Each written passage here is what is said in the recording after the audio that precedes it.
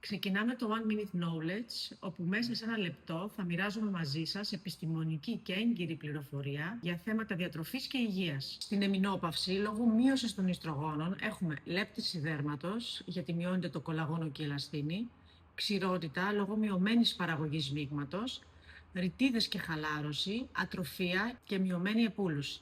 Βασική για την εμεινόπαυση είναι η βιταμίνη C, η οποία είναι απαραίτητη για το σχηματισμό κολαγόνου, το οποίο διατηρεί τη δομή και τη σφριγγυλότητα του δέρματος. Επίσης, παρέχει αντιοξυδωτική προστασία από το οξυδωτικό στρες και τις περιβαλλοντικές βλάβες. Τρόφιμα πλούσια σε C είναι τα κτηνίδια, η ντομάτα, η φράουλα, η κόκκινη πιπεριά και το μπρόκολο. Εξαιρετικής χρησιμότητας είναι τα συμπληρώματα με φυσικά κλινικά μελετημένα πατενταρισμένα συστατικά που συνδυάζουν τη βιταμίνη C με τα φυτικά κεραμίδια. Τα κεράμοσάιτς ενισχύουν το δερματικό φραγμό, αναπληρώνοντας τα λιπίδια της κεράτινης στιβάδας, αυξάνουν την ενυδάτωση του δέρματος και μειώνουν την τραχύτητα του δέρματος, βελτιώνοντας έτσι τις ρητίδες.